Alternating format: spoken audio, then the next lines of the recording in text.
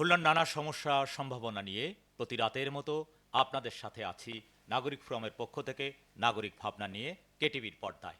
শুরু করতে যাচ্ছি নাগরিক ভাবনা নিয়ে আজকের অনুষ্ঠান। আজকের স্টুডিওতে আমাদের অতিথি হিসেবে যারা থাকছেন তাদের সাথে আমরা একটু পরিচিতি হয়ে নিই। আজকে আমার হাতের ডান পাশে রয়েছেন সৈয়দ নওশাদুজ্জামান পল্টু, সভাপতি ১ নম্বর ওয়ার্ড নাগরিক ফোরাম, এবং তার সাথে রয়েছেন মোহাম্মদ সেলিমুল আজাদ, উপসহকারী প্রকৌশলী যান্ত্রিক ও ক্ষমতাপ্রাপ্ত কর্মকর্তা ২০ নম্বর ওয়ার্ড খুলনা সিটি কর্পোরেশন। আমার হাতের বাম পাশে রয়েছেন কাজী আবু সাজ্জাদ রানা, সাধারণ সম্পাদক ১ নম্বর ওয়ার্ড নাগরিক ফোরাম, এবং আরেকজন অতিথি রয়েছেন ইরিনা আক্তার, যুগ্ম সাধারণ সম্পাদক নিরাপদ সড়ক চাই। দর্শক, আমরা অতিথিদের সাথে পরিচয় হয়ে নিলাম। আমরা চলে যাই এবার মূল পর্বে। আমি প্রথমেই কাজী আবু সাজ্জাদ রানার কাছে আসতে চাই এবং তার কাছে আমরা জানতে চাইব যে আপনি তো একটি ওয়ার্ডের নাগরিক ফোরামের সাধারণ সম্পাদক হিসাবে আছেন। নগরের নানা অসঙ্গতি, নানা কিছু নিয়ে আপনার ভাবনা কি?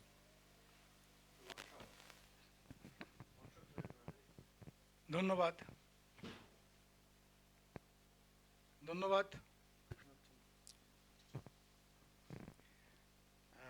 তুহিন ভাই এবং স্টুডিওর কলাকুশলীবৃন্দ, আসলে বর্তমান যে পরিস্থিতি তাতে আমি ১ নম্বর ওয়ার্ডের যেহেতু দায়িত্বে আছি, ১ নম্বর ওয়ার্ডের থেকে বলবো, কিন্তু সার্বিকভাবে বলছি যে এখন দেখা যাচ্ছে যে দেশে যেভাবে মানুষ মারা হচ্ছে এবং বিভিন্ন রকমভাবে মার্ডার, এটা একটা বিশাল সমস্যার সৃষ্টি করছে এবং জনসাধারণ খুব একটা প্রেশারের মধ্যে আছে, তারা ভীত সন্ত্রস্ত। আমার ওয়ার্ডে প্রায় ৫ জন এ পর্যন্ত মার্ডার হয়েছে, কেউ গুলিতে, কেউ ছুরিকাঘাতে, এবং এমনও হয়েছে যে ঘরের মধ্যে ঘুমায় আছে, সেখানে জানলা দিয়ে গুলি করে তাকে মারা হয়েছে।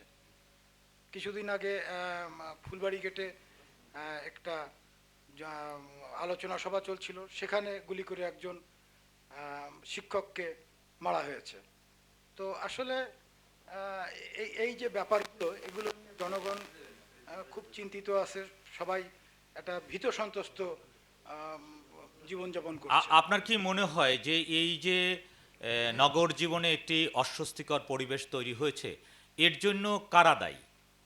আসলে বর্তমানে যেটা দেখা যাচ্ছে, প্রশাসন একটু ছাড়া ভাব, প্রশাসন সেভাবে কাজ করছে না এবং মানুষ কাউকে ভয় করছে না, প্রশাসন কোনো কিছুই করতে পারছে না। প্রশাসনের তো দায়িত্ব আইন শৃঙ্খলা রক্ষা করা এবং তাদের পর্যাপ্ত পরিমাণে আপনাদের নিরাপত্তা বিধান করা, কিন্তু তারা কেন করছে না? আপনার মনে হচ্ছে কেন এরকম?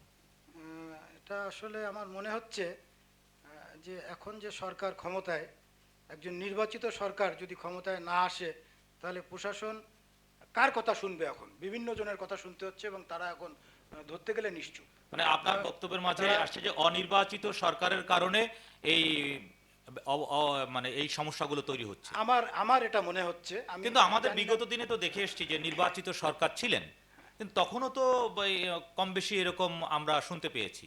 হ্যাঁ, এটা ঠিক আছে, কিন্তু খুলনায় এ যাবৎকালে যে এতগুলো মার্ডার এবং এই যে নদীতে এত লাশ ভেসে আসছে, এটা কিন্তু আগে ছিল না আমার মনে হয়। এবং এখন এখন নদীতে লাশ ভেসে আসার এটি একটি ক্রাইমের একটি অন্যতম সাইড, যে নদীতে যদি লাশ ফেলে দেওয়া হয় তাহলে বিকৃত হয়ে যায় এবং লাশকে চেনা যায় না। হ্যাঁ, হ্যাঁ, এবং তার মুখমণ্ডল, পোশাক, কোনো কিছু দেখেই বোঝা যায় না, যে আইডেন্টিফাই করা যাচ্ছে না। এবং এই যে এত যে মার্ডার হচ্ছে খুলনায়, এই খুলনার রাজনীতিতে কিন্তু এটা ছিল না। বা আগে যেটা বিভিন্ন সরকার যখন ক্ষমতায় ছিলেন, তখন কিন্তু এরকম আমরা এক কথা বলতে পারি যে আইন শৃঙ্খলার অবনতি হচ্ছে। অবনতি এবং আইন শৃঙ্খলা যারা এখন দায়িত্বে আছেন তাদের কথা কেউ শুনছে না। আইন শৃঙ্খলা রক্ষাকারী বাহিনী তো চেষ্টা করছেন এবং তাদের দায়িত্বই তো তাদের চেষ্টা চালিয়ে যাওয়া, জনগণকে সম্পূর্ণভাবে নিরাপত্তা বিধান করা, এটা তো তাদের দায়িত্ব। তারা দায়িত্ব পালন করছে না, এই কথাটি আমরা মানতে নারাজ, কারণ তো তারা জনগণের ট্যাক্সের টাকাই তো তাদের বেতন হচ্ছে, তো অতএব তো তারা তো তাদের কর্তব্য পালন করছেন। আমি রাজনৈতিক একটা সাইড করে বলি, আসলে এখন যিনি ক্ষমতায় আছেন তিনি তো নির্বাচিত সরকার না, এখন দেখা যাচ্ছে যে জামাতের থেকে কেউ যে বলতেছে প্রশাসনকে যে এটা করতে হবে, বিএনপির থেকে কেউ যে বলতেছে এটা করতে না, হবে। এটার এনাদের কারণে তো জাতীয় এটার কারণে এটা তো ওই আপনি যে খুন খারাপি বা আদার্স যে কথাগুলো বললেন, এটার জন্য তো এই প্রসঙ্গের সাথে মানে অ্যাডজাস্টেবল না। প্রশাসন কার কথা শুনে চলবে? সরকার যখন আমি গঠন করব তাহলে কি তখন আপনি আমি বলতে যেটা চাচ্ছেন বলবো সরকার রাজনৈতিক ব্যক্তিদের কারণেই এই সমস্ত আইন শৃঙ্খলার অবনতি ঘটছে? স্থিতিশীল না। এখন এখন যে যেহেতু নির্বাচিত সরকার ক্ষমতায় না, অতএব স্থিতি না, কোনো কিছু স্থিতি না। এটা ধন্যবাদ স্থিতি হবে। সাজ্জাদ রানা। আমরা আবার আসবো আপনার কাছে। আমরা এই মুহূর্তে যেতে চাই সৈয়দ নশরুজ্জামান পল্টুর কাছে। নশরুজ্জামান পল্টু, আপনি একজন নাগরিক হিসেবে খুলনা শহরের, বিশেষ করে আমরা বলতে চাই যে দৌলতপুর অঞ্চল, আড়ংঘাটা ও পাশের ওই অঞ্চলটুকু, আম, আহ, আমাদের রানা সাহেব যে কথা বললো যে সন্ত্রাসীদের অভয়ারণ্য, আপনার কি মনে হয় এরকম কিছু, নাকি অন্য কোনো কারণ রয়েছে যে সেই সমস্ত জায়গায় পাটকল বন্ধ হয়ে গিয়েছে, শ্রমিকরা বেকারত্বে ভুগছে, নানাবিধ কারণ এর সাথে জড়িত রয়েছে? ধন্যবাদ। এটা অনেক কারণ। এই তার মধ্যে যে মানুষ, যে ছেলেরা যারা ওই অন্যায়ের সাথে জড়িত হচ্ছে, তারা কিন্তু আমাদের ঘরেরই সন্তান। তারা কিন্তু দূরের কেউ না, ভীমগ্রহ থেকেও তারা কেউ আসে নাই। তা এরা যে ভুল পথে যাচ্ছে, এর কারণ যদি আমরা দেখতে চাই, দেখা যাবে এর বেকারত্ব কিন্তু একটা বড় কারণ। কিন্তু তারা এই যে খারাপ ছেলেরা, দুষ্টু ছেলেরা যারা হচ্ছে, তারা কিন্তু যখন কাজ পাচ্ছে না, পড়াশুনো করতেছে, এদের অনেকেই লেখাপড়া করছে, কলেজ থেকে ইউনিভার্সিটি পাস করছে, কিন্তু দেখা যাচ্ছে এরা কাজ পারতেছে না, সহজ কাজটাই হাতের নাগালে এরা কিন্তু বেছে নেয়। আর একটা বিষয়, সেটা হলো আমরা যারা অভিভাবক আছি, আমরাও কিন্তু দেখভাল করি না। আমাদের দেখতে হবে আমাদের সন্তানটা কোন পথে যাচ্ছে। তা সেইটাও তো আমাদের খেয়াল নজরদারিতে রাখি না। নজরদারিতে রাখি না। যখন আমার ছেলে কোনো চাকরি করে না, ভালো কোনো ব্যবসা করে না, কিন্তু ভালো বাজার করতেছে, ভালো জিনিসপত্র পরছে। কিনতেছে, কিন্তু আমরা জিজ্ঞাসা করি না, বাবা তুই এটা কোত্থেকে আনলি, তুই পালি কোথায়? তাহলে এইটা আনা যে ঠিক না, আমার ছেলে কিভাবে আনতেছে এটা লক্ষ্য করতেছি না। পাশাপাশি পরিবেশগত একটা বিষয় আছে, যে যারা সমাজ ডমিনেট করে, শাসন করে, তারাও কিন্তু এগুলো প্রশ্রয় দেয়। তারা তাদের নিজেদের অর্থকে বৃদ্ধি করার জন্যে তারা প্রশ্রয় দিচ্ছে, এবং আইন প্রয়োগকারী সংস্থা তারাও কিন্তু সেটাকে তাদের স্বার্থে সেটাকে ঠিক, আইন শৃঙ্খলা বা আইন শৃঙ্খলা প্রয়োগকারী সংস্থা কি সকলেই জড়িত, নাকি কিছু কিছু লোক? অনেকেই, সকলে আমি বলবো না, অনেকেই। যেমন এই আইন প্রয়োগকারী সংস্থা, যে কথাটা আপনি বলতে চাচ্ছেন, সেটা হলো এদের এদের এদের জন্ম কত সালে, এবং কারা এদেরকে জন্ম দিয়েছিল, যারা আমাদেরকে শোষণ শোষণ করছিল, তাদের স্বার্থে এদেরকে সৃষ্টি করেছিল, এবং সেই জায়গার থেকে কিন্তু এরা বেড়ে আসতে পারেনি। যদিও এরাও আমাদের ঘরের সন্তান, আমাদের ভাই, আমাদের বোন, আমাদের পিতা, কিন্তু যখন তারা এই বাহিনীতে যুক্ত হচ্ছে, এটা অনিয়মের মধ্যে তারা অবস্থান করতেছে, তারা এই অনিয়মের গণ্ডির থেকে বেরিয়ে আসতে পারতেছে না। এর জন্য মূল কারণ হিসেবে আপনি কি দেখছেন? মূল মূল কারণ হিসেবে দেখতেছি একে একটু ঢেলে সাজানোর প্রয়োজন আছে বলে বোধ করি আমি। এটি কি আপনি কি প্রশাসনের কথা বলছেন, নাকি আইন শৃঙ্খলা বাহিনী সবটুকু মিলিয়ে বলছেন?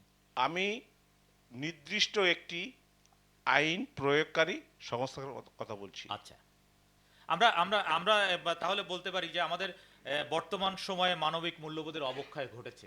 এই কারণের জন্যই হয়তো এই সামগ্রিক সমস্যাগুলো তৈরি হতে পারে। আমরা আশঙ্কা করছি যে এটার কারণে হতে পারে। এছাড়া আমার আরেকটি বিষয় এসছে যে 24-এর পট পরিবর্তনের পরে একটি বাহিনীর মনোবল ভেঙে পড়েছে, এবং তারা কেউ কেউ বলেছেন যে এখন যে প্রশাসন রয়েছে তারা সাহস করে কোনো পদক্ষেপ গ্রহণ করছে না, কারণ এরপরে পরবর্তী কোন সরকার আসবে তার কথা শুনে চলতে হবে, এরকম কি? এটা তো আসল বিষয় না। আমার দায়িত্বটা কি, আমি কি করব? কেউ আমাকে ডোমিনেট করবে, কেউ আমাকে শাসন করবে, এটা তো ঠিক সেইভাবে তো আমি চলতে পারি না। আমার কাজটা কি, আমি কি কি কাজে আমি দায়িত্ব সম্পর্কে সচেতন থাকবেন। সচেতন থাকতে হবে। হ্যাঁ, আমার দায়িত্বটা কি, কি কাজের জন্য আমি আসছি, তাহলে আমি সেই কাজটা করব। আবার সব পদে থেকে তার দায়িত্ব সম্পর্কে তিনি যদি সচেতন থাকেন তাহলে সমস্যার অনেকাংশে সমাধান হয়ে আসবে। সমাধান হতে পারবে। হ্যাঁ, ধন্যবাদ। ধন্যবাদ নসরুজ্জামান পল্টু। আমরা এবার চলে যেতে চাই ইরিনা আক্তার, আহ, যুগ্ম সাধারণ সম্পাদক, নিরাপদ সড়ক চাই। ইরিনা, আপনার কাছে আমাদের একটি জানার বিষয় রয়েছে। সে বিষয়টি হচ্ছে যে এই যে নিরাপদ সড়কের জন্য আপনারা আন্দোলন করছেন, খুলনা শহরে বা খুলনা শহর কতটা নিরাপদ সড়ক? ধন্যবাদ। নাগরিক ফ্রম আয়োজিত নাগরিক ভাবনার সঞ্চালক ইকবাল হাসান তুহিন ভাইকে আমাকে এই স্টেজে আমন্ত্রণ জানিয়েছেন কিছু বলার জন্য।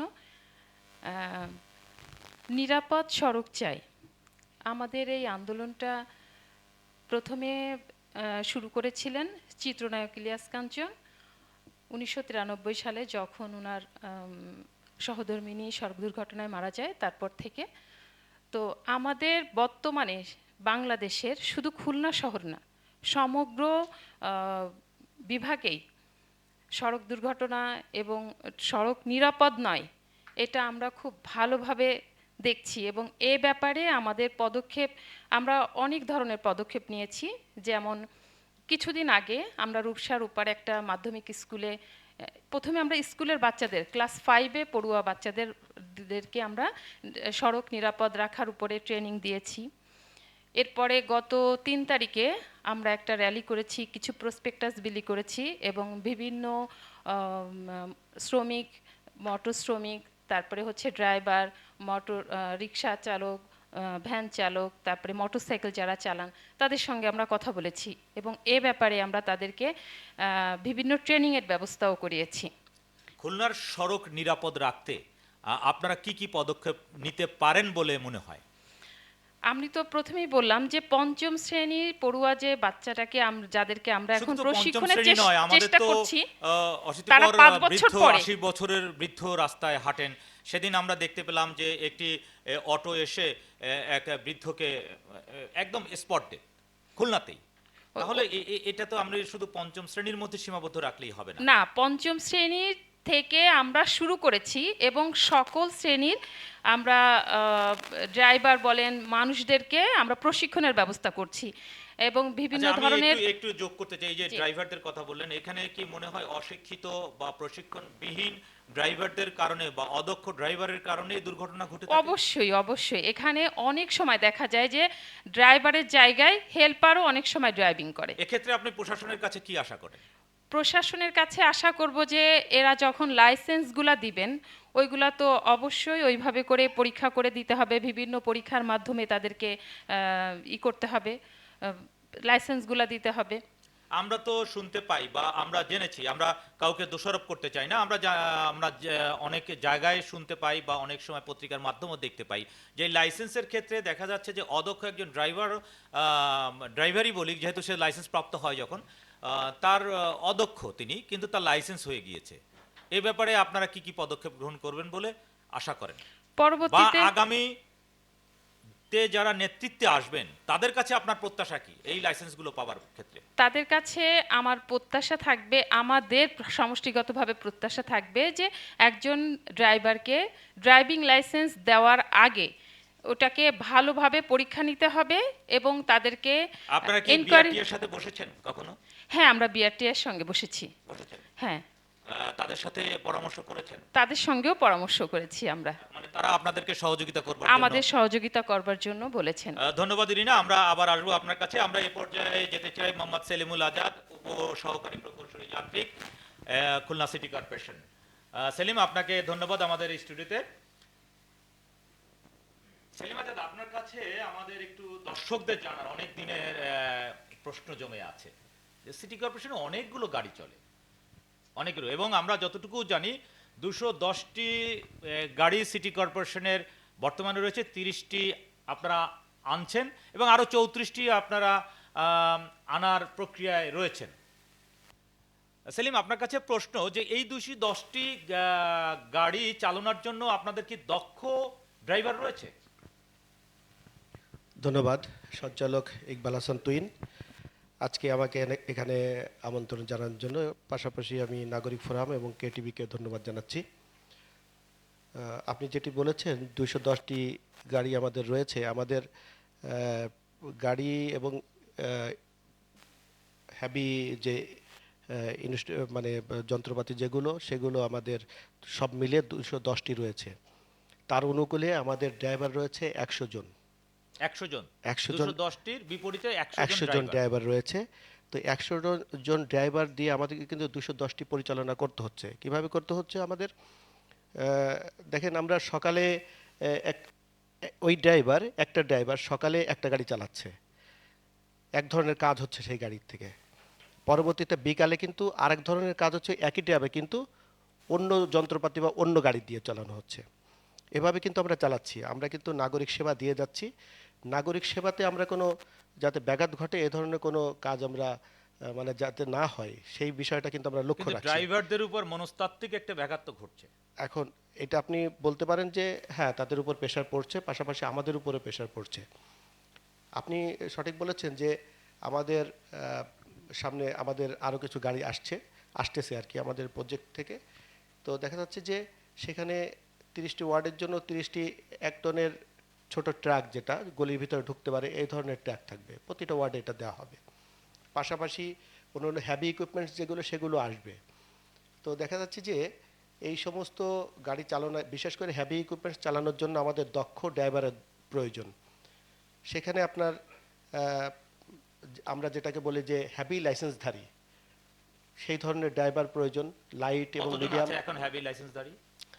আমাদের হাতে কোনো অল্প আছে, ধরেন আমাদের 5-7 জন আছে। আচ্ছা, আমি এর সাথে একটু দর্শক জানতে চাই যে আপনাদের মাস্টার রোল এই 100 জন ড্রাইভারের ভিতরে আমরা জানি যে সিটি কর্পোরেশন সকল ড্রাইভার না, মাস্টার রোলে কিছু রয়েছে, তারপরে আপনারা আউটসোর্সিং এর মাধ্যমে কিছু নিয়েছেন। এই তিনটা ক্যাটাগরিতে আপনারা কোন ধাপে কতজন আছেন? আমাদের মাস্টারলে ড্রাইভার রয়েছে, আউটসোর্সিং এ রয়েছে, আমরা পার্মানেন্ট রয়েছে। যতটুকু জেনেছি যে মাস্টার রোলে 30 জনের মতো ড্রাইভার রয়েছে। আমাদের মাস্টারলে সিটি কর্পোরেশন নিজস্ব ড্রাইভার কতজন? আমাদের সিটি কর্পোরেশনে আপনার 20 জনের মতো আমাদের। আমরা যতটুকু জেনেছি 30 জনের মতো। আমাদের মাস্টারলে আছে এবং আউটসোর্সিং এ আমাদের আউটসোর্সিং এ 34 জনের মতো, এরকম সব এরকমই মিলায়ে সব আমাদের মিলিয়ে 100 জনের মতো একটা আছে। আচ্ছা, আপনি কি মনে করেন যে এই আগামীতে যে ওই যে আপনি যে কথাটি বলছিলেন যে হ্যাভি লাইসেন্সধারী ড্রাইভার, এটি কি আপনারা পর্যাপ্ত পাবেন আগামীতে যে গাড়িগুলো আসছে?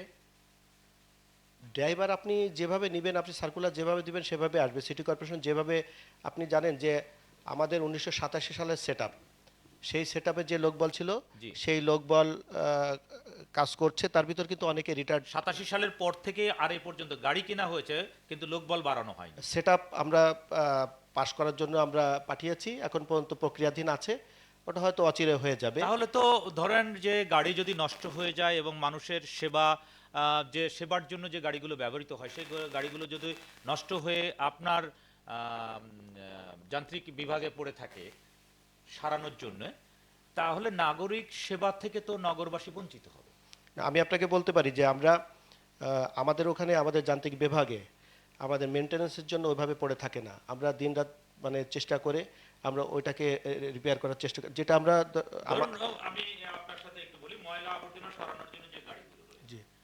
এটি পর্যাপ্ত না। তারপরও যে কয়টি গাড়ি রয়েছে তার যদি 2টি গাড়িও নষ্ট থাকে তাহলে আমাকে 2 দিন নগরবাসী ওই দুর্গন্ধের মধ্যে থাকতে হবে। এই জায়গাটা আপনি না, কিভাবে আপনি জানেন যে আমাদের যে পরিমাণে রয়েছে গাড়ি এবং হ্যাভি ইকুইপমেন্টস যেগুলো রয়েছে সেটা কিন্তু বর্তমানে আমাদের যে কাজ তার জন্য যথেষ্ট। আচ্ছা। এখন আমাদের তাহলে আপনারা আবার আনছেন কেন? আমরা এগুলো তো আস্তে আস্তে পুরানো হবে, পুরাতন হয়ে যাবে। প্রজেক্ট আমরা পেয়েছি, প্রজেক্ট থেকে তো আমরা নিচ্ছি, পুরনোগুলো আস্তে আস্তে ওগুলো তো ব্যবহার হচ্ছে, ওগুলো তো আস্তে আস্তে দেখা যাচ্ছে কি যে ওর একসময় ওটা অকশনে চলে যাবে। তাহলে আমার নতুন প্রয়োজন আছে, নগরবাসী সেবা দেওয়ার জন্য তো আমার এগুলো রাখতে হবে। আমার না রাখলে পরবর্তীতে আমি হঠাৎ করে চাইলে তো আর আমি হঠাৎ করে পাবো না। সেক্ষেত্রে তো আমার যখন পুরাতন হয়ে যাবে নতুনগুলো আমি তখন ব্যবহার করবো বা নতুন ওইভাবে আর কি।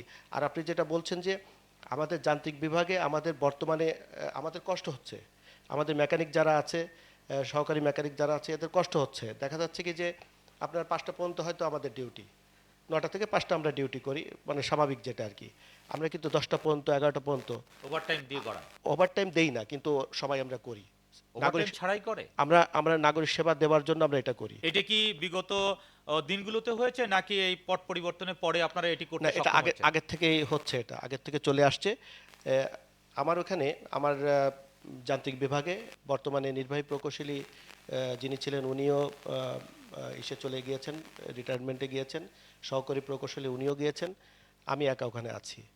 তো আমাদের ওখানে আপনার নির্বাহী প্রকৌশলী সিভিল থেকে একজনকে দায়িত্ব দেওয়া হয়েছে। তো উনি আছেন এবং আমি আছি, 2জন আছি। তো আমরা চেষ্টা করছি ওইখানে যে লোকবল আছে সেই সমস্ত লোকবল নিয়ে যাতে নাগরিক সেবার কোনো ব্যাঘাত না ঘটে। আপনি মানে আশ্বস্ত হবেন যে আমরা যে সমস্ত আমাদের ছেলেপেলে যারা আছে, যারা কাজ করছে, এরা রাত 11টা পর্যন্ত কাজ করে, 9টা পর্যন্ত কাজ করে। সকাল যদি আমি বলি যে 6টার সময় চলে আসে, 6টার সময় তাহলে এসে তো কাজ করে। আপনাকেও সেই পরিমাণে পরিশ্রম করতে হচ্ছে। আমি সকাল 6টার থেকে আমার আমার সারা মানে 24 ঘন্টা আমার মোবাইল খোলা থাকে। 6টার থেকে আমার ফোন আসা শুরু হয়। আমি 6টার পরে ঘুমাতে পারি না। আমি কিন্তু যাই 11টার আগে আমি যেতে পারি না। রাত? রাত 11টার আগে আমি যেতে পারি না। মানে সবাই ঢুকবে, সবার কাজ শেষ করে আসবে, সমস্ত গাড়ি ঢুকবে, আমি যেখানেই থাকি না কেন। আমি যদি মানে কন্টিনিউ ওখানে থাকি সেটা তো থাকলাম, যদি অন্য কোনো কারণে আমি কোথাও থাকি সেক্ষেত্রে আমি শেষে আমি অফিসে আধা ঘন্টা 1 ঘন্টা সময় দিয়ে তারপর আমার আসতে হয়। মানে বিষয়টা হচ্ছে এরকম। আচ্ছা, আমি এসে আরেকটু যোগ করতে চাই, সেলিমুল আজাদ। আমরা জানি যে আপনি তো কষ্ট করছেনই, সেই কষ্টের সাথে আপনাকে একটি অতিরিক্ত দায়িত্ব দেওয়া হয়েছে যে আপনি 20 নম্বর ওয়ার্ডের ক্ষমতাপ্রাপ্ত কাউন্সিলর হিসেবে রয়েছেন। তো আপনার কি মনে হয় সিটি কর্পোরেশনের চাকরি এবং সিটি কর্পোরেশনের এই যে লিমিটেশন, এর ভিতরে থেকে একটি ওয়ার্ড পরিচালনা করা সম্ভব? আমি কিন্তু ওয়ার্ডের কাজটা কিন্তু আমি এনজয় করছি। আচ্ছা। মানে এটা কিরকম মানে আপনি দেখেন, মানুষ এটা কিন্তু মানে আল্লাহ আমাকে সম্মানটা দিয়েছে। আমি এটা আমার পক্ষ থেকে যতটা করা সম্ভব আমি আমার 20 নম্বর ওয়ার্ডটা আমি গুছিয়ে নিয়েছি। আমি এমনভাবে গুছিয়ে নিয়েছি যে ওখানে আমার ফোন করলে আমার কাজ হয়ে যাচ্ছে। আর আপনি জানেন যে রাস্তার ওপাশে শেখপাড়া বাজারের ওখানে ওয়ার্ড অফিস, আর এই পাশে চামড়াপট্টিতে আমার অফিস। যে মানে আমি ওখানে দৌড়ে যেতে পারছি, বা ওরা কোনো কাগজপত্র জরুরি কোনো প্রয়োজন আমার কাছে আসতে পারছে, আর আমি একটা সময় ওখানে দেই, নির্দিষ্ট আমি একটা সেই সময়। প্রশ্নটিতেই যাব যে আপনি এই একটু আগে বলেছেন যে সকাল 6টা থেকে রাত 11টা পর্যন্ত আপনার অফিসিয়াল যে কাজগুলো রয়েছে এবং আপনার ড্রাইভার থেকে শুরু করে মেইনটেনেন্সের যে বিষয়গুলো রয়েছে, কর্মকর্তা কর্মচারী আপনাকে স্মরণ করেন এবং আপনি তাৎক্ষণিক ব্যবস্থা নিতে সচেষ্ট থাকেন। আমার জানার প্রশ্নটা হচ্ছে এই সময়ের বাইরে আপনি কাউন্সিলিং এর যে দায়িত্বটি, এটি কেমন ভাবে করেন? আমি ওই বললাম যে আমি গুছিয়ে নিয়েছি। আমি এর আগে যেটি করতাম, আমি প্রথম দায়িত্ব নেওয়ার পরে আমি যেটা করেছি সেটা হচ্ছে আমি প্রতিদিন সন্ধ্যায় ওখানে যেয়ে বসতাম। যত রাত হতো তত রাত পর্যন্ত, 11টা বাজতে পারে বেজেছে বা 10টা বেজেছে, আমি ওখানে কিন্তু আমার কাজ নাগরিক সেবা দিয়েছেন? নাগরিক সেবা দিয়েছি। সব কিছু দিয়ে আমি ওই কাজগুলো কিন্তু আমার আয়ত্তে নিয়েছি এবং আমি বুঝেছি যে আসলে এই কাজটা কোন কাজের ধরনটা কেমন। এখন আমি যেটা করি সেটা হচ্ছে যে আমি 2টার থেকে ওখানে যেয়ে বসি, দুপুর 2টায় যাই। আমি লাঞ্চের আগে যাই। 2টা থেকে? 2টা থেকে আমি 3টা বা 4টা পর্যন্ত আমি, যেমন আজকে যেটা করেছি, আমার ওইখানে ছোট একটা সালিশ করেছিলাম। আমি এর ভিতরে কিন্তু কয়েকটা সালিশও করেছি এবং সাকসেস হয়েছে আপনাদের দোয়ায় এবং আল্লাহর রহমতে। আমি সেটা এবং জটিল জটিল সালিশ, মানে এটা হচ্ছে যে আপনার ভাই ব্রাদার আভ্যন্তরীণ।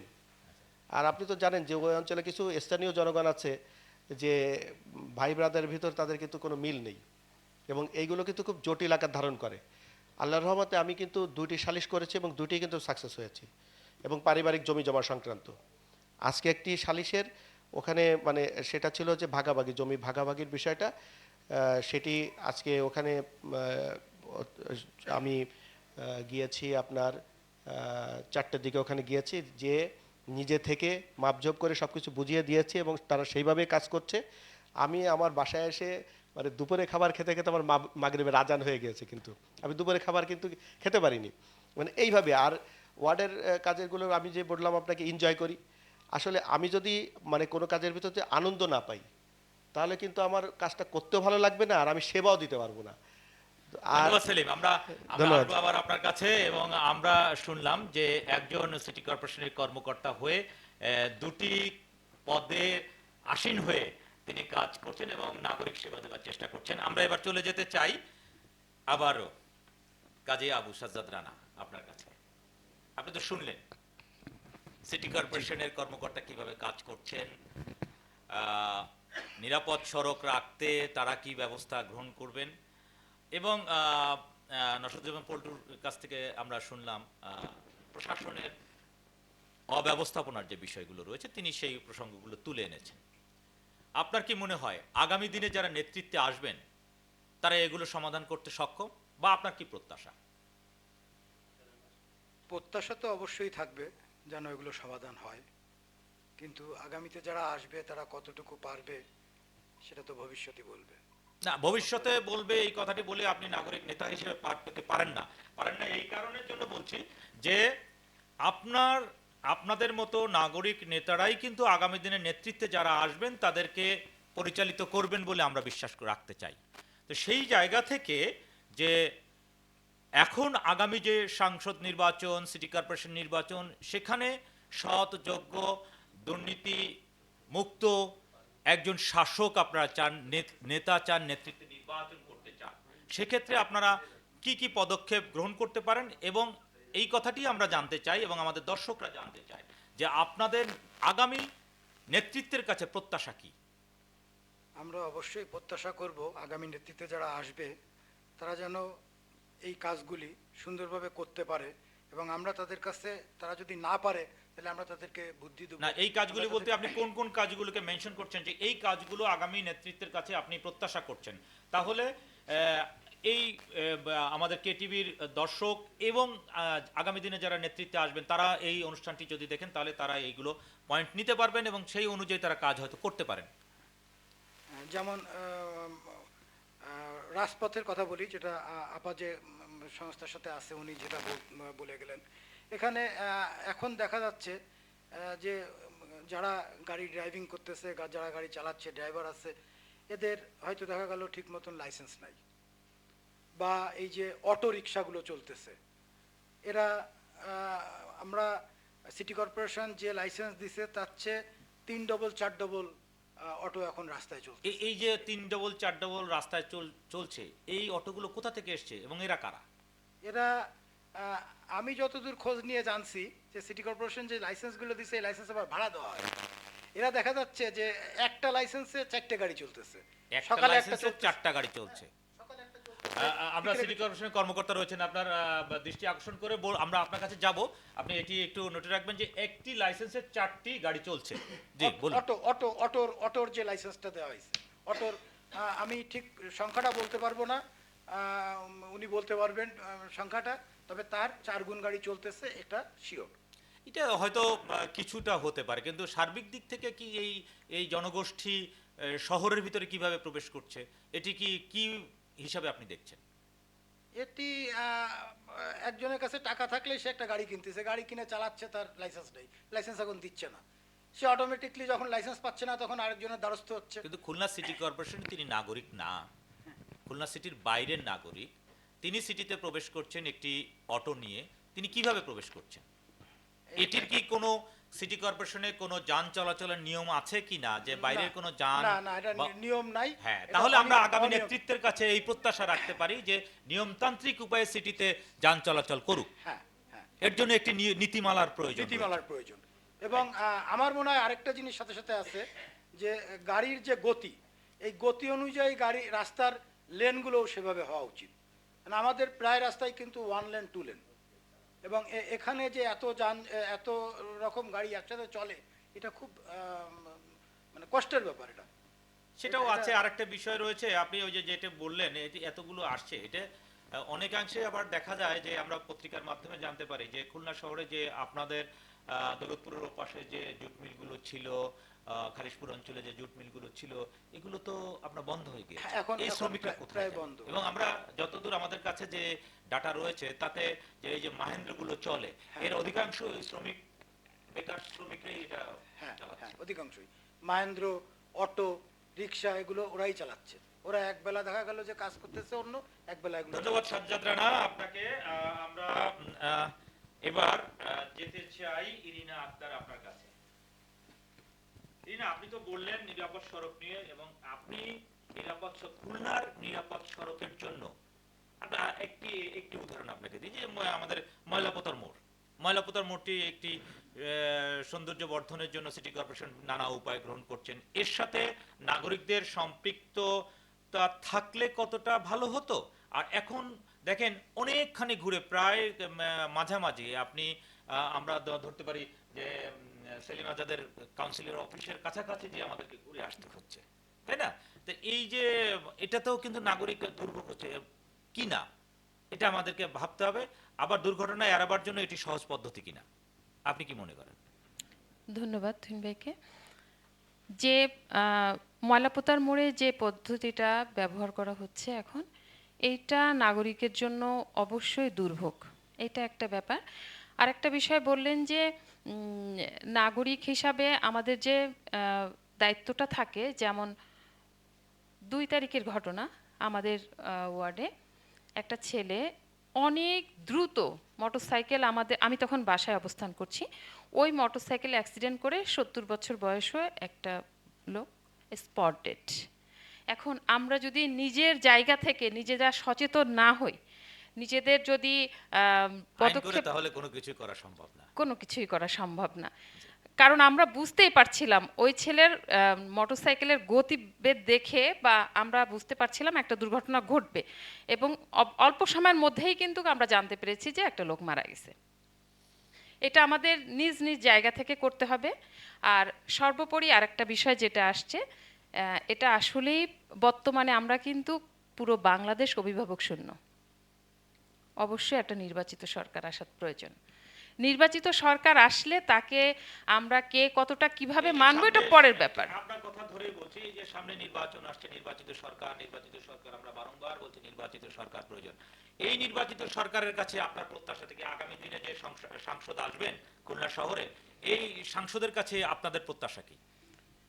আসলে নির্বাচিত যে সরকার খুলনার আসবেন উন্নয়নের তার কাছে খুলনার উন্নয়নের জন্য তো অনেক প্রত্যাশা।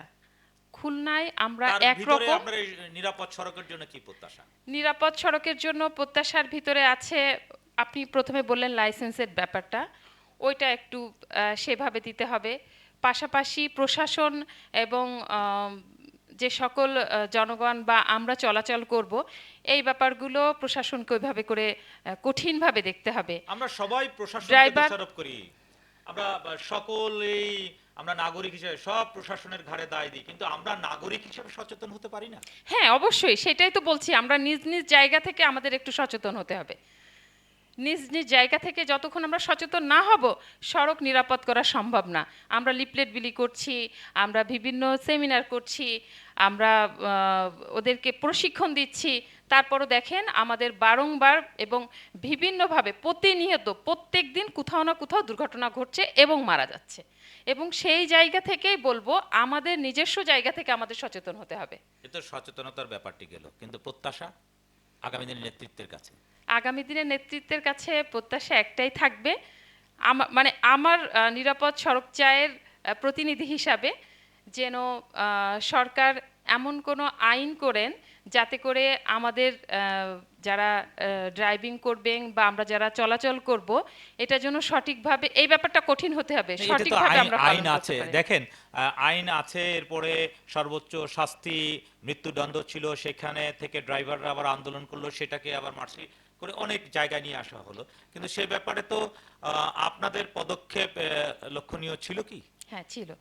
আমরা কিন্তু বারবার বিভিন্ন জায়গায় এবং প্রত্যেকটা মুহূর্তেই আমরা চেষ্টা করেছি আমাদের জায়গা থেকে, ওই যে বললাম না সেমিনার করছি বলেন, তারপরে আমরা পথে যে তাদের সাথে কথা বলেছি, বিভিন্নভাবে লিফলেটের মাধ্যমে তাদের বোঝানোর চেষ্টা করেছি। এখন তারপরও যদি সম্ভব না হয়, ওই যে শাস্তিযোগ্য যেগুলো ছিল সেগুলো তো আমরা আশা করছি আগামী নেতৃত্ব আপনার এই কথাগুলো শুনবেন, জানবেন এবং তারা যথাযথ ব্যবস্থা গ্রহণের চেষ্টা করবেন। আমি চলে যেতে চাই আবারও সৈয়দ নওশাদুজ্জামান পল্টুর কাছে। পল্টু সাহেব, আপনি তো অনেক দিন ধরে খুলনা নগরীতে বসবাস করছেন, খুলনা নগরীর প্রধানতম সমস্যাটা কি? প্রধানতম সমস্যা আমি বোধ করি পরিকল্পনার ঘাটতি। আমরা যারা পরিকল্পনাবিহীন নগর। পরিকল্পনাবিহীন নগর, যেমন বলছি যে আমরা যে রিক্সা বা ইজি বাইক বা অটো, সিএনজির আমরা অনুমতি দিচ্ছি বা যা চলছে, তা এটা মানে প্রয়োজনের তুলনায় অনেক বেশি। কিন্তু এবং অপরিকল্পিতভাবে নগরায়নও তো হচ্ছে। অপরিকল্পিতভাবে আমরা রাস্তাঘাট তৈরি করছি, বাড়ি তৈরি করছি, কেডিএর অনুমোদন ছাড়া বাড়ি তৈরি করছি, এগুলো তো হচ্ছে। এটি তো আমাদের নাগরিক হিসাবে আমরা আমাদের কর্তব্য কি পালন করছি? না, এটা আমরা করছি না। যারা দায়িত্বে আছেন ওনরাও করছি না। আর আমরা যারা সমাজে বসবাস করি বা যাদের আমাদেরও তো দায় দায়িত্ব আছে। সমাজ নষ্ট হয় কিন্তু খারাপ মানুষের জন্য না, সমাজ ধ্বংস হয়, নষ্ট হয় সেটা কিন্তু ভালো মানুষের নীরবতার জন্য। নাগরিক ফোরামের আমাদের সংলাপ বলি যেটা, আমরা কথা বলি না, আমরা প্রতিবাদ করি না, আমরা ভালো পরামর্শ দেই না, আর দিতে সাহসও পাই না। যার জন্য কিন্তু এগুলা হচ্ছে। দেখেন, রাস্তা হচ্ছে, রাস্তাটা তৈরি করলো অনেক টাকা, হয়তো দেখা যায় 2 কোটি 3 কোটি টাকা খরচ করে একটা রাস্তা হলো, পরে ওয়াসা এসে সেখানে পানির লাইন খুঁড়ে টুড়ে করে দিল, কিছুদিন পরে টিএনটি আসলো। সমন্বয়হীনতা। সমন্বয়হীনতার কিন্তু একটা বড় অভাব হচ্ছে। আবার দেখেন, এই যে ইরিনা আপা বললেন যে নিরাপদ সড়ক চাই, ওনারা আন্দোলন করে, এটা তো আমরাও চাই, সবাই চাইতো। কারণ এখানে তো আমরাই চলি, আমাদের সন্তানরা চলে, আমাদের পরবর্তী প্রজন্ম এরাও চলছে, চলবে। কিন্তু এখানে দেখেন, একসময় কিন্তু নগর পরিবহন ছিল, নগর হ্যাঁ, নগর পরিবহন ছিল। এখন কিন্তু সেটা নাই। তো নগর পরিবহনে একটা বাস যখন যায় পর পর 10 মিনিট অন্তর, 15 মিনিট অন্তর, তখন কিন্তু ওই বাসে অনেক অনেক যাত্রী। না, ইতিমধ্যে নগর প্রশাসক যিনি ছিলেন ফিরোজ সাহেব, তিনি একটি উদ্যোগ গ্রহণ করেছেন এবং একটি বাসও খুলনাতে এসছে। একটা তো পর্যাপ্ত না, কিন্তু এত রিক্সা যে যে পরিমাণে যানজট তৈরি করতেছে, তো এটাতে তো নগরের চলাচলের তো ব্যাঘাত ঘটতেছে। যে প্রত্যেকেরই কিন্তু এপার থেকে ওপার, নগরের এক প্রান্ত থেকে আর এক প্রান্ত সবারই প্রয়োজন। এই নগরযান তো বন্ধ হলো আমাদের কারণেই, এই নাগরিকদের কারণেই বন্ধ হয়ে গেল। কারণ আমরা কেউ কেউ হয়তো চাইনি এই নগর পরিবহনটি চালু থাকুক, আমাদের ব্যক্তি স্বার্থকে চরিতার্থ করবার জন্যই আমরা হয়তো চাইনি, এটা ভুল, সেই কারণেই বন্ধ হয়েছে। তো এটা ভুল সিদ্ধান্ত হয়েছে। এবং আমার মনে হয় যানজট আহ, যানজট মুক্ত পথ করার জন্য নগর পরিবহনের বিশেষ প্রয়োজন। এবং সর্বশেষ আপনার কাছে জানতে চাইবো যে আগামী নেতৃত্বের কাছে আপনার প্রত্যাশা কি? আগামী যারা নেতৃত্ব দেবেন তাদের প্রত্যাশা, তারা তাদের নিজ নিজ যে দায়িত্ব তারা পালন করা উচিত সেটাই করবে। তারা যেন দায়িত্বহীন না হয়ে যায়, তারা যেন সমাজের, দেশের, পথের, মানুষের, সার্বজনীন মানুষের যেন তারা সেবা করেন। তারা যদি এই ব্রত নিয়ে কাজ করে, এই চিন্তা চেতনা যদি তার মধ্যে থাকে, তাহলে কিন্তু সমাজ শুদ্ধ হয়ে যাবে। এই কথাটি হচ্ছে খুলনাকে তাকে ভালোবাসতে হবে। খুলনাকে ধন্যবাদ। হ্যাঁ, খুলনার মাটিকে ভালোবাসতে হবে। হ্যাঁ, নিজের প্রয়োজনের তুলনায় সমাজের প্রয়োজনটাকে বেশি করে দেখতে হবে। ধন্যবাদ নসরুজ্জামান পল্টু। ধন্যবাদ। ধন্যবাদ আমাদের আজকের স্টুডিওতে যারা এসেছেন সকলকে ধন্যবাদ। আপনাদের ভাবনাগুলোকে নিয়ে আগামী দিনে সুন্দর নগরী গড়ার প্রত্যয়ে আমাদের প্রচেষ্টা অব্যাহত থাকবে। আমরা এই অনুষ্ঠানের মাধ্যমে খুলনার সমস্যা, সম্ভাবনা, অর্থনীতি, বাণিজ্য, সংস্কৃতি সকল ঐতিহ্যকে তুলে ধরতে চাই। আগামী দিনে নেতৃত্বের কাছে জনগণের দাবি উত্থাপিত হবে নাগরিকদের ভাবনা নিয়ে। আজকে এই অনুষ্ঠানের মধ্য দিয়ে আমরা সেই আশাবাদ ব্যক্ত রাখতে চাই। পাশাপাশি সর্বশেষ যিনি অতিথি রয়েছেন খুলনা সিটি কর্পোরেশনের কর্মকর্তা জনাব সেলিমুল আজাদ, তার কাছে যেতে চাই। সেলিমুল আজাদ, আপনি তো শুনলেন এবং আপনি একটি কথা বলতে চেয়েছিলেন, সেই কথাটা এবং আমরা বলেছিলাম আপনি একটি নোট করুন, আমরা আপনার কাছ থেকে শুনবো। যে যান একটি লাইসেন্স দিয়ে 4টি যান চলছে। ধন্যবাদ আপনাকে। উনি যে কথাটি বলেছেন এই কথাটি সত্য এবং চলছে।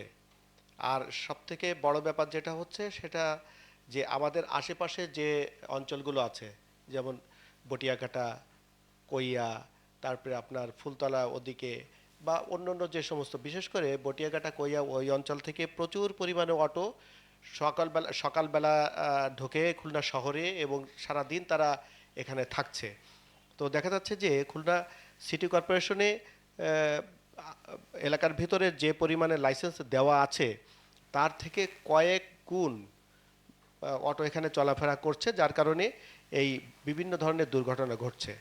আমি একবার গিয়েছিলাম, আমাদের পুলিশ কমিশনার সাহেব উনি প্রতি মাসে একটা মিটিং করেন সিটি কর্পোরেশনকে নিয়ে, আপনার বিআরটিএ এবং পুলিশ প্রশাসনে এবং অন্য যে সমস্ত আপনার পরিবহনের মালিক এবং যারা ইউনিয়ন আছে তাদেরকে নিয়েও করেন। তা ওখানে বসে এই ইজি বাইকের বিষয়ে কথা হচ্ছিল, তখন ওখানে একটি কথা আসছিল যে বাংলাদেশ তো আসলে সবার, খুলনা শহর শুধুমাত্র খুলনা শহরের মানুষ ব্যবহার করবে, এখানে শুধু খুলনা শহরের অটোগুলোই চলবে, অন্য অটো আসতে পারবে না, এটা আসলে অনৈতিক ব্যাপার। তো যে কারণেই খুলনা শহরে ঢুকছে কিন্তু বাইরের থেকে অনেক অটো। আপনি এছাড়াও আপনার পুলিশ কমিশনার স্যার উনি নিজে উদ্যোগ নিয়ে আপনার কেএমপি এবং সিটি কর্পোরেশন যৌথ উদ্যোগে কিছু অটো ড্রাইভারকে প্রশিক্ষণও দিয়েছে। কিন্তু তারপরেও দেখা যায় আপনি মোড়ে মোড়ে দাঁড়াবেন, দেখবেন যত্রতত্র দাঁড়ানো, একদম রাস্তার মাঝখানে দাঁড়াচ্ছে, সে প্যাসেঞ্জার তুলছে মাঝখানে। আসলে আমরা প্যাসেঞ্জার, আমাদেরও কিন্তু ওই আমরাও মাঝে যে উঠছি, আমাদের সচেতনতার এতই অভাব যে আমরা বলছি না যে ভাই তুমি সামনে যে দাঁড়াও ওখানে যে আমি উঠি, তা কিন্তু বলছি না। সে যেখানে দাঁড়াচ্ছে আমরা সেখানে যেয়ে উঠছি, তাহলে সে তো দাঁড়াবেই, সে তো দাঁড়ানোর সুযোগ পাচ্ছে, আমি তাকে করে দিচ্ছি সুযোগ। আর একটি বিষয় যেটা হচ্ছে, ইরিনা যে কথাটি বলল যে যে দ্রুত গতিতে মোটরসাইকেল চালিয়ে যে একজন বৃদ্ধকে মেরেছে, আপনি জানেন যে অ্যাক্সিডেন্টটা হয় আসলে দ্রুত গতির কারণে। গতির কারণে সকল অ্যাক্সিডেন্ট হয় গতির কারণে। আপনি যদি আস্তে চালান কখনোই আপনার অ্যাক্সিডেন্ট হবে না, অ্যাক্সিডেন্ট হলেও আপনি মারা যাবেন না, কিন্তু দ্রুত গতির কারণে আপনার সকল দুর্ঘটনাগুলো ঘটে। গতিসীমাকে কন্ট্রোল করা, আমাদের যে সমস্ত রিক্সাগুলো আছে আগে তো মানে পায়ে চলতো, এখন চলছে মোটরে, এবং ওদের যে এক্সেলেটার আছে ওটা মানে মানে এমনভাবে বসে, দু পা একদিকে, দু পা দুদিকে দিয়ে বসে না, কিন্তু দু পা একদিকে দিয়ে বসে এবং ফুল স্পিডে সে কিন্তু চালাচ্ছে। দেখা যাচ্ছে তখন তার তো ওইটা তো হালকা যান, যখন সে ব্রেক করছে তখন পড়ে যাচ্ছে, ওইটা উল্টে পড়ছে, অথবা যাত্রী কিন্তু ছিটকে যেয়ে পড়ছে। তাহলে এখন যদি মনে করেন যে এই রিক্সাগুলো শহরের ভিতর যদি আপনি চলতে দেন, তাহলে এই রিক্সার যারা এটারে ইয়ে করছে, যারা ম্যানুফ্যাকচার করছে, যারা এটাকে তৈরি করছে, তাদেরকে একটা কন্ট্রোলের ভিতর আনতে হবে। তাদেরকে বলতে হবে যে তোমার এটা এতর উপরে যাওয়া যাবে না, এক্সেলেটারটাকে ওইভাবে পিক আপটা যেটা আছে, যেটা ডানাতে যেটা পিক আপ দেয়, ওটাকে এমনভাবে করতে হবে যেন এ 30 কিলোমিটার বা 40-এর উপরে যাতে এর রেঞ্জ না পায়। এটা একটা বিষয়। আর একটা বিষয় যেটা হচ্ছে যে আপনার অটোর যে সমস্ত, বিশেষ করে অটোর যে সমস্ত ড্রাইভার আছে, এদের একটা ইউনিয়ন আছে। কিন্তু আপনি দেখবেন যে ওই যে আপনার গল্লামারির ওখানে ওখানে ওদের ইউনিয়ন আছে, আরও কয়েক জায়গায় আছে। এই সমস্ত ইউনিয়নের প্রতিনিধি যারা আছে তাদেরকে ডেকে এনে এই সমস্ত অটোদেরকে, ড্রাইভারদেরকে প্রশিক্ষণ দিতে হবে। প্রশিক্ষিত করে যদি আপনি গড়ে তুলতে পারেন, তাহলে আপনার অনেক কিছু নিয়ন্ত্রণে আসবে। সে বুঝবে যে আমার কোথায় দাঁড়াতে হবে, সে বুঝবে আমার কিভাবে চালাতে হবে। আপনি ওই যে বটিয়াঘাটা নিচের অঞ্চল থেকে, কোয়ের নিচের অঞ্চল থেকে অনেকে আসছেন জীবিকার তাগিদে, তারা এসে কিন্তু একজন মালিককে বলছে আমার একটা অটো দরকার বা রিক্সা দরকার, সে কিন্তু 2 দিন ট্রেনিং নিয়ে ওটা চালাচ্ছে। সে কিন্তু আসলে কিভাবে টার্নটা নিতে হবে, কিভাবে আমার আমার মেন রোড থেকে বাইপাসে উঠতে হবে, বাইপাস থেকে মেন রোডে উঠতে হবে, আমার ট্রাফিক সাইন কি আছে, কোথায় কিভাবে চলতে হবে, কোথায় দাঁড়াতে হবে, এটা কিন্তু তার ভিতর কোনো সেন্সই নেই। সে জানেই না যে ট্রাফিক নিয়মটা কি, আইনটা কি আছে, কিভাবে আমাকে রাস্তায় চলতে হবে, সে জানেই না। সে তার ইচ্ছা মতো চলে। তো এই ইচ্ছা মতো চলার কারণেই কিন্তু দুর্ঘটনাগুলো হচ্ছে এবং এই এই সমস্ত যানজটেরও সৃষ্টি হচ্ছে। ধন্যবাদ সেলিম। ধন্যবাদ। আমরাও চাই আগামী দিনে এই সমস্ত অসঙ্গতি থেকে আমরা পরিত্রাণ পাই। শুধু দর্শক, আপনারা দেখছেন নাগরিক ফোরামের নাগরিক ভাবনা অনুষ্ঠানটি। আপনাদের ভাবনাগুলোকে একত্রিত করে নাগরিক ফোরাম নিয়ে এসছে নাগরিক ভাবনা। প্রতি রাতের মতোই চোখ রাখুন কেটিভির পর্দায়, সাথে থাকুন নাগরিক ফোরামের নাগরিক ভাবনার সাথে। আগামী দিনের সোনালী সূর্যের প্রতীক্ষায় শুভরাত্রি। আমি ইকবাল হাসান তুহিন।